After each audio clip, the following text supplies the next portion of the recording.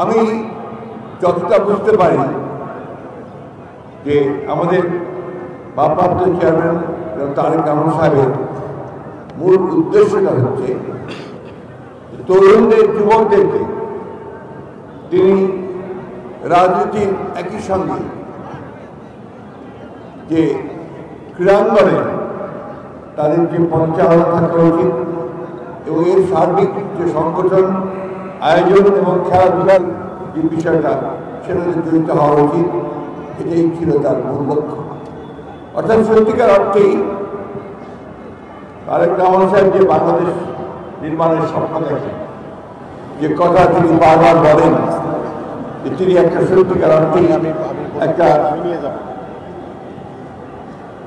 অগ্রসর, সমৃদ্ধ, অত্যন্ত আন্তরিক একটি বাংলাদেশ নির্মাণ করতে চায়। সেখানে তরুণদের ভূমিকাটাই হচ্ছে সবচেয়ে বড়।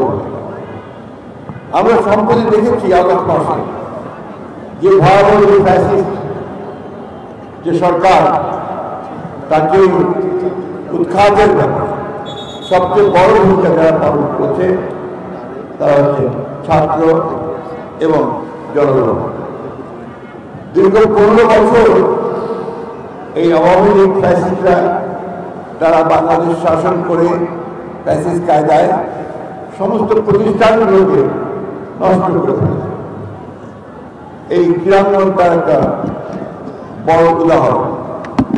এবং এই ক্রীড়াঙ্গনকে কোনোদিন পূর্বে কখনোই দলীয়করণ করা হয়নি, তারা এটাকে দলীয়করণ করেছে।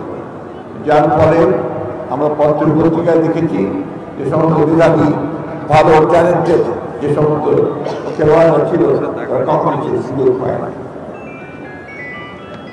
আজকে আমি এখানে রাজনীতির কথা বলবো না।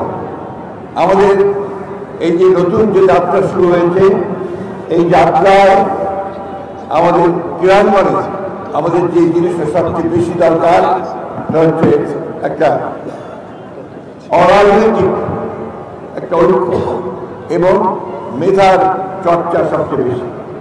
সুযোগ যেন সবাই পায় এবং সেই সুযোগে যেন সবচেয়ে ভালো খেলোয়াড় বেরিয়ে আসতে চায়।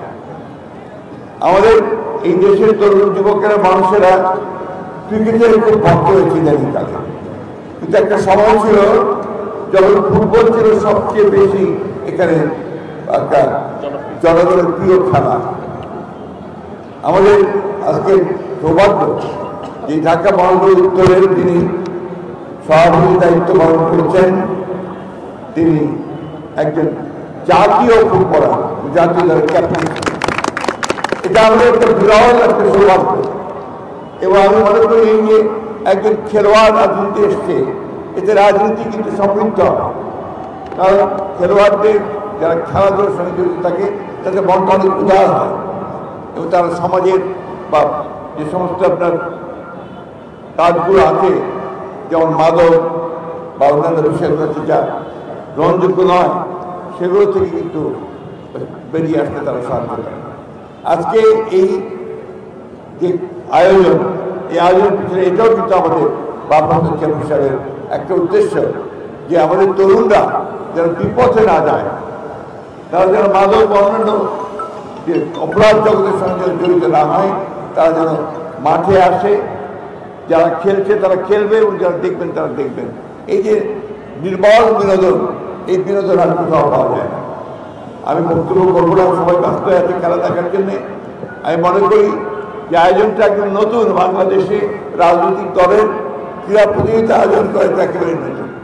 এটা আমি স্বাগত জানাই, ধন্যবাদ জানাই, কৃতজ্ঞতা জানাই। একই সঙ্গে এই টুর্নামেন্টের সাফল্য কামনা করি। আর একটা জিনিস বলে শেষ করতে চাই, যে দেশটা আমাদের, এই মানুষ আমাদের যে দলের প্রতিষ্ঠাতা, যার নামে আজকে টুর্নামেন্ট চলছে, শহীদ প্রেসিডেন্ট জিয়াউর রহমান, তিনি কিন্তু একেবারেই এই দেশের সাধারণ মানুষের একজন নেতা ছিলেন এবং তিনি সমস্ত পরিবর্তনগুলো নিয়ে এসেছিলেন একদলীয় শাসন ব্যবস্থা থেকে বের করে। তার সময় খেলাধুলার যথেষ্ট উন্নতি হতে শুরু হয়েছে। আপনি জানেন যে আমাদের ভারপ্রাপ্ত চেয়ারম্যান তারেক রহমান সাহেবের ছোট ভাই, আপনারা জানেন, আরাফাত রহমান কোকো, তিনি ক্রিকেটে একটা বিশাল ভূমিকা রেখেছিলেন এবং ক্রিকেটের বর্তমান যে মানুষের যে উৎকর্ষতা সাধন হয়েছে তার ভিত্তি, তার যে স্ট্রাকচার, অবকাঠামোর ভিত্তি কিন্তু আরাফাত রহমান কৌকো সাহেবের হাত দিয়ে হয়েছে, অস্বীকার করার কোনো উপায় নেই। সুতরাং আমাদের সঙ্গে, আমাদের দলের সঙ্গে, আমাদের রাজনীতির সঙ্গে যে নির্মল বিনোদন, ক্রীড়া, সাংস্কৃতিক জগৎ, ক্রীড়াঙ্গন, এটার কিন্তু একটা ওতপ্রোত সম্পর্ক আছে। কালচারাল যে ডেভেলপমেন্ট সেটা আমাদেরকে করতে হবে। তাই আমি আজকে এখানে আমাদের এই আয়োজনকে স্বাগত জানাচ্ছি, উদ্যোগ জানাচ্ছি, এবং আজকে যে বোধহয় উদ্বোধন হচ্ছে টুর্নামেন্টের, না, এই টুর্নামেন্ট যেন আপনার সফল হয়, আমরা সবাই যেন সহযোগিতা করতে পারি, সেই ব্যাপারে আমি সবাইকে আহ্বান জানাবো। আসুন আমরা আমাদের ভারপ্রাপ্ত চেয়ারম্যান তারেক রহমান সাহেবের যে স্বপ্ন, সেই স্বপ্নকে বাস্তবায়িত করার জন্য আমরা একটা নতুন বাংলাদেশ নির্মাণের জন্য আমরা সবাই একসাথে একযোগে কাজ করব। ধন্যবাদ।